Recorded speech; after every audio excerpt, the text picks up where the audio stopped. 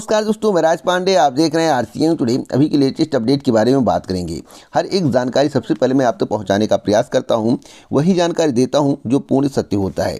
आपको मालूम होगा कि जानकारी कलेक्ट करने के बाद अगर आप तक पहुंचाई जाए तो वह जानकारी कभी गलत नहीं हो सकती है। यूपी पीसीएस हो, नई एलटी ग्रेड शिक्षक भर्ती हो, टी फार्मा बी फार्मा हो, नई नियुक्तियों को लेकर हो, यूपी ट्रिपल की भर्तियों को लेकर हो, अन्य कोई जानकारी हो, किसानों की जानकारी हो, जनता की जानकारी हो, राजनीतिक मुद्दा हो, हर एक जानकारी सही और सटीक देता हूं। वही मैं आपको बताता हूं जो आप जानना चाहते हैं, जो आपके लिए महत्वपूर्ण है, जो आपको जानना जरूरी है। इसलिए इस चैनल को सब्सक्राइब कर ले, बेल आइकन दबा दें, ऑल पर सेट कर दें। कोई भी वीडियो अपलोड करूं उसे ध्यान से सुनिए। नोटिफिकेशन अगर आपके पास नहीं पहुंचता है तो चैनल का नाम सर्च करके लेटेस्ट वीडियो देख सकते हैं। तो पहली खबर के बारे में बात करने से पहले आप सभी के लिए एक महत्वपूर्ण सूचना। उत्तर प्रदेश टीईटी परीक्षा की तैयारी कर रहे हैं, यूपी टीईटी 2023 को क्वालिफाई करना चाहते हैं। आप चाहते हैं कि पहले ही प्रयास में आपका टीईटी क्वालिफाई हो जाए, तो आपको बता दें चक्षु प्रकाशन के द्वारा आपके लिए जबरदस्त एसटीडी गाइड तैयार किया गया है। इस एसटीडी गाइड के माध्यम से आप अपनी तैयारी को बहुत ही बेहतर कर सकते हैं। इस एसटीडी गाइड में आपको क्या देखने को मिलेगा तो मैं आपको बताना चाहता हूँ। 3000 प्लस अध्यायवार महत्वपूर्ण प्रश्न, व्याख्यात्मक हल सहित होगा। 4 सॉल्व पेपर होगा जो कि 2018 से लेकर 2021 का होगा। 100% गारंटी अकॉर्डिंग टू सिलेबस। आपको मालूम होना चाहिए जब किसी भी भर्ती परीक्षा की तैयारी आप सिलेबस के अनुसार करते हैं, भर्ती परीक्षा पाठ्यक्रम के अनुसार करते हैं, किसी भी परीक्षा की तैयारी अगर सही रूप से किया जाए, सही रूप से आपको प्रश्न मिले तो गारंटेड आपका सिलेक्शन तय है। आप परीक्षा को आसानी से क्वालिफाई कर पाते हैं। वही काम चक्षु प्रकाशन के द्वारा किया गया है। चक्षु प्रकाशन ने एसटीडी मटेरियल बहुत ही ज़बरदस्त रखा है, जिसके माध्यम से आप अपनी तैयारी को 4 चांद लगा सकते हैं। विश्लेषण चार्ट भी दिया गया है। अब प्रश्नों की क्वालिटी अगर आप देखेंगे तो आप खुश हो जाएंगे। दोस्तों यहाँ पर देख सकते हैं क्या है प्रश्नों की क्वालिटी, ज़बरदस्त प्रश्न, और एक एक प्रश्न मैं आपको बताने का प्रयास कर रहा हूँ। आप अपनी स्क्रीन पर ध्यान से इसे देखिए, आप सोच लीजिए कितना ज़बरदस्त प्रश्न है। अगर आप चक्षु प्रकाशन के एसटीडी गाइड और प्रैक्टिस सेट के माध्यम से तैयारी करते हैं तो आपका यूपी टीईटी परीक्षा आसानी से क्वालिफाई हो जाएगा। इसलिए चक्षु प्रकाशन के एसटीडी गाइड और प्रैक्टिस सेट को लेना मत भूलें, क्योंकि आपकी मेहनत पर डिपेंड करता है। बहुत ही बेहतरीन बुक है। आप थोड़ा भी मेहनत करेंगे तो गारंटेड है आपके नंबर इंक्रीज होंगे। जब नंबर इंक्रीज होंगे तो गारंटेड आप यूपी टीईटी 2023 की परीक्षा क्वालिफाई कर पाएंगे। अगर आप इसे मार्केट से लेना चाहते हैं तो किसी भी कॉपी किताब की दुकान पर जाइए, चक्षु प्रकाशन के एसटीडी गाइड और प्रैक्टिस सेट को मांगिए। मिल जाता तो अच्छी बात है, नहीं मिलता है तो ऑनलाइन इसे परचेज कर सकते हैं। डिस्क्रिप्शन बॉक्स में लिंक दिया हूं। आहारता विवाद में कई भर्तियां फंसी पड़ी हैं। आज के समाचार पत्र को आप लोगों ने पढ़ा होगा, लेकिन कुछ उससे हटके मैं आपको जानकारी देने का प्रयास करूंगा, समझाने का प्रयास करूंगा। आपको मालूम होगा कि विक्की खान के द्वारा लगातार यूपीपीएससी में ज्ञापन दिया जा रहा है, लेकिन उसका कुछ भी असर नहीं हो रहा। असर क्यों नहीं हो रहा है, रीजन जानिए।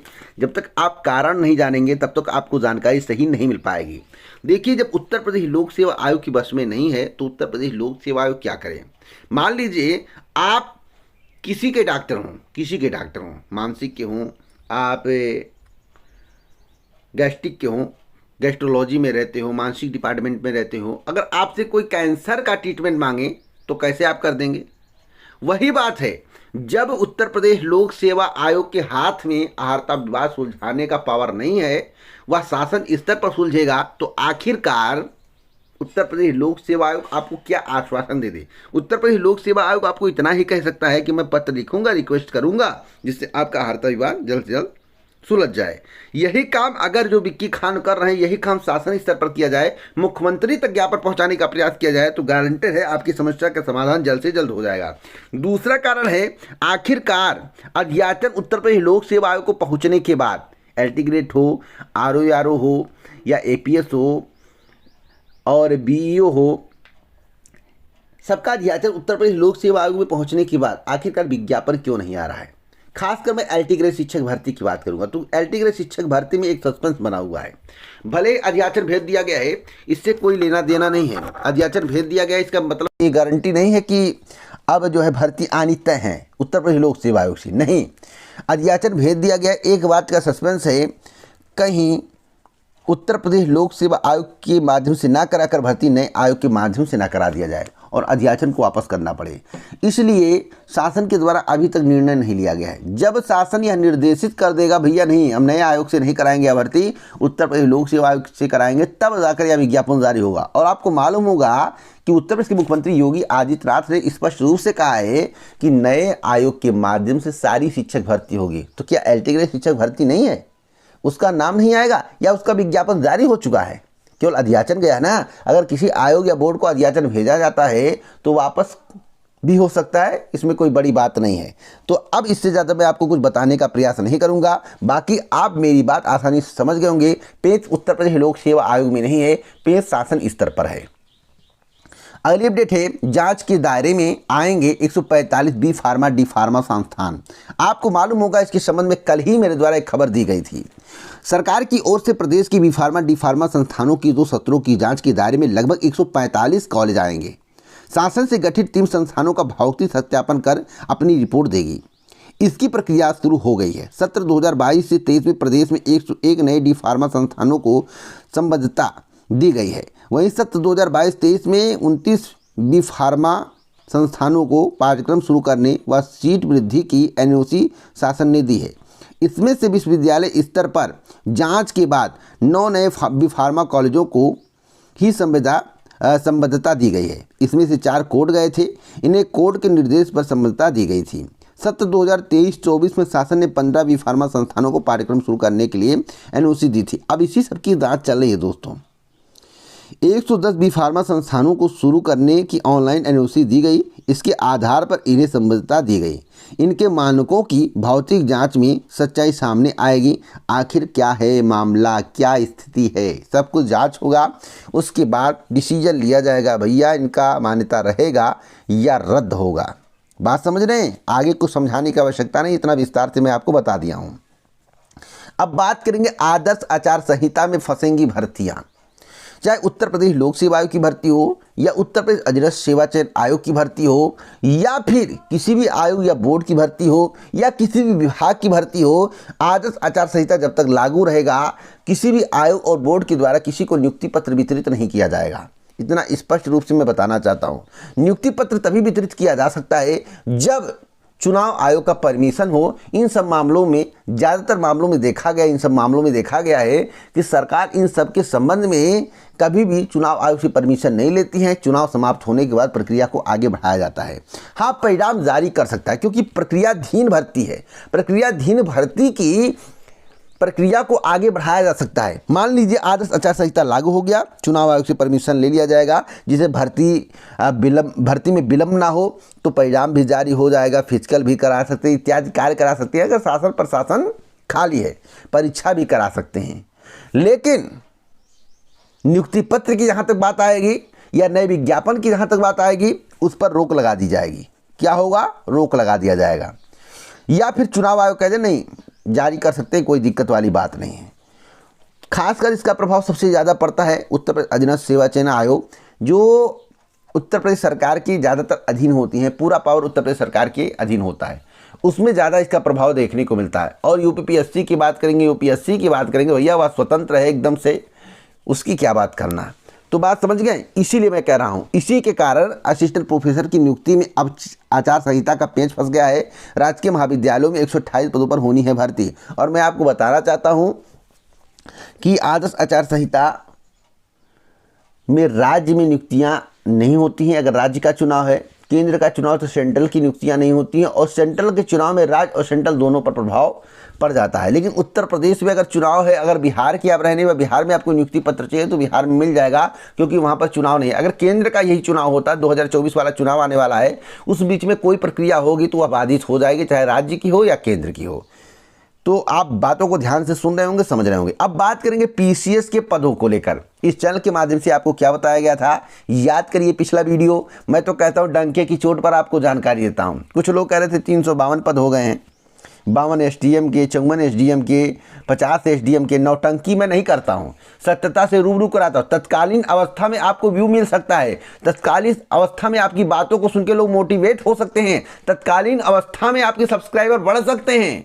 लेकिन मैं कड़वा बोलूँगा, सत्य बोलूँगा, हो सकता है मेरे सब्सक्राइबर ना बढ़े, मेरे वीडियो को कोई देखे ना, मेरे वीडियो को कोई शेयर ना करे, जो ईमानदार हो वही देखे। हो सकता है ऐसा भी हो सकता है। तो मैं फैक्ट जानकारी देता हूँ, ईमानदारी से कड़वा बोलता हूँ पर सत्य बोलता हूँ, क्योंकि मैं तत्काल प्रभाव में आपको लाभ देने का प्रयास नहीं करता हूँ। मैं आपको सही बात से अवगत कराने का प्रयास करता हूँ। कल को वही लोग पीछे हो जाएंगे, मैं आगे हो जाऊंगी, इसलिए क्योंकि तत्काल अवस्था में मोटिवेट है तो आपके साथ जुड़े हुए हैं, लेकिन जब उनको झटका लगेगा तो उनको छोड़कर मेरे पास आएंगे। सर आप सही बोल रहे थे, आपके द्वारा जो जानकारी दी गई थी वह पूर्ण सत्य थी। मेरी वीडियो को पूरा सुना करिए, पिछला रिकॉर्ड देखा करिए, उसके बाद मेरे चैनल से जुड़े, अन्यथा मत जुड़े। गारंटेड जानकारी देता हूं। अब उत्तर प्रदेश लोक सेवा आयोग की एक भर्ती के बारे में बात करते हैं, पीसीएस भर्ती के बारे में। पीसीएस में पदों की संख्या थी 173, माफी चाहता हूं। पीसीएस में पदों की संख्या थी 173। अब 173 पद मूल विज्ञापन में था। जब विज्ञापन जारी हुआ, कुछ लोगों ने उसे 10 दिन के बाद, 15 दिन के बाद बढ़ाकर 352 कर दिया। भैया ऐसा कौन सा करिश्मा हो गया कि 10 दिन में ही 352 पद हो गया? मेरे द्वारा जो जानकारी दी गई थी, मई जून तक आपको पदों के संबंध में जानकारी मिलेगी, कितने पद इंक्रीज हुए, कितने पदों के अध्याचन आने वाले। 173 माइनस 219, हमने कहा था 219 पद होने वाले हैं और लगभग वो हो गए होंगे, क्योंकि इसके बाद जानकारी मेरे द्वारा करेक्ट नहीं की गई। दोस्तों 219 पद आपके हो जाएंगे इसी अप्रैल के लास्ट तक। उसके बाद मई से जून तक लगभग 270 पद होने की संभावना है। उसके बाद प्रारंभिक परीक्षा परिणाम आते आते पदों की संख्या 290 से लेकर 340 हो सकती है। 290 से लेकर 340 हो सकती है। हाँ, अगर पद और इंक्रीज होता और भी अध्याचन प्राप्त होता तो मैं आपको सही जानकारी दे दूंगा। वैसे मैं फर्जी खबरों से दूर रहता। अब उनसे पूछिएगा जो 352, 375, 378, 52 एसडीएम नौटंकी बता रहे थे, उनसे पूछिए कितने पदों का अध्याचन प्राप्त हुआ है। साफ साफ आज के समाचार पत्र को आप पढ़ेंगे तो 173 के बारे में जानकारी दी गई है। स्पष्ट रूप से कहा गया है भैया प्रारंभिक परीक्षा परिणाम आते आते पदों की संख्या में वृद्धि होगी। और यह भी बताया गया है कि एक पद पर 3295 दावेदार हैं, यानी कि जो डाटा दिया गया 173 का दिया गया है, यानी कि 173 में एक पद का डाटा दिया गया है। और आपको यह भी मालूम होना चाहिए कि कुल मिलाकर 5,70,000 आवेदन हुए हैं। 5,70,000 के करीब आवेदन हुए हैं जो डाटा सामने आया है। अगर हम पिछली बार से तुलना करें और पिछली बार का रिकॉर्ड देखें तो आपको काफ़ी अंतर देखने को मिलेगा। बताया जा रहा है जो सिलेबस में परिवर्तन किया गया है, जो पाठ्यक्रम में बदलाव किया गया है, जो वैकल्पिक विषय हटाया गया उससे असर हुआ है। अब इसमें कितनी सत्यता है मुझे तो नहीं मालूम है, मुझे तो नहीं लगता ऐसा इसके कारण हुआ है क्योंकि वैकल्पिक विषय हटने से ज़्यादा आवेदन करने के चांस बढ़ जाते हैं। ऐसा नहीं कि वैकल्पिक विषय न हटने से हट जाने से आवेदन कम हो गए, नहीं, वैकल्पिक विषय अगर हट गया तो आवेदन लोग ज़्यादा विश्वास करते हैं। अब बातों को समझ गए होंगे, इससे ज़्यादा समझाने की आवश्यकता नहीं है। अब हम बात करेंगे उत्तर प्रदेश अधीनस्थ सेवा चयन आयोग की। उत्तर प्रदेश अधीनस्थ सेवा चयन आयोग की भर्तियां अधर में फंस गई हैं। आदर्श आचार संहिता लागू होने के बाद नई भर्तियों का विज्ञापन जारी होने में विलंब होगा। नई भर्तियां अब मई से जून तक जा सकती हैं। पहला विज्ञापन मई टू जून में आएगा, क्योंकि आदर्श आचार संहिता में नई भर्तियों के विज्ञापन के लिए चुनाव आयोग से परमिशन लेना पड़ेगा। पता नहीं चुनाव आयोग परमिशन देगा या नहीं देगा, या सरकार परमिशन लेगी या नहीं लेगी। परिणाम जारी किया जा सकता है अगर आयोग चाहे, लेकिन भर्तियों पर ज़्यादा प्रभाव पड़ता है आदर्श आचार संहिता का, खासकर उत्तर प्रदेश लोक सेवा आयोग पर नहीं, उत्तर प्रदेश अधीनस्थ सेवा चयन आयोग या भर्ती अधीनस्थ सेवा चयन आयोग जैसी भर्ती बोर्डों पर। बात समझ गए? उस पर असर पड़ता है। तो अब जितनी भर्तियां हैं उस पर थोड़ा विराम लगेगा। परीक्षाएं हो सकती हैं, अगर प्रक्रिया में है भर्ती, परीक्षाएं हो सकती हैं, वह पोस्टपोन नहीं होती हैं। अगर सरकार चाहेगी, निर्देशित होगा तो उत्तर प्रदेश अधीनस्थ सेवा चयन आयोग की परीक्षा को भी पोस्टपोन कर सकती है। लेकिन अभी परीक्षा पोस्टपोन करने को लेकर कोई खबर मेरे पास नहीं है, ना मुझे इसके संबंध में कोई जानकारी है। एक और महत्वपूर्ण बात बताना चाहता हूँ, बीडीओ और एग्रीकल्चर टेक्निकल असिस्टेंट और जूनियर असिस्टेंट पर काम पूरा हो गया। एक छोटी सी वैकेंसी है, उसका नाम तो मैं नहीं जाना, बहुत छोटी वैकेंसी है, उसके बारे में जानकारी कलेक्ट करने के बाद दूंगा। 3 भर्तियों पर काम पूरा हो चुका है। किसी का विज्ञापन आ सकता है, उम्मीद है एग्रीकल्चर टेक्निकल असिस्टेंट का आ जाए। और सरकार यह भी सोच सकती है कि वीडियो वैकेंसी कंप्लीट होने के बाद, पुरानी वीडियो वैकेंसी कंप्लीट होने के बाद नई वैकेंसी दी जाए, तो वीडियो को डिले करके जूनियर असिस्टेंट की वैकेंसी आपको पहले दे सकती है। तो वीडियो को ध्यान से सुनेंगे तभी आपको पूरी बात समझ में आएगी। वीडियो को पूरा सुनने के लिए दिल से धन्यवाद। इसी प्रकार की ऑथेंटिक जानकारी के लिए इस वीडियो को शेयर करना मत भूलें। जय हिंद, भारत, नमस्कार।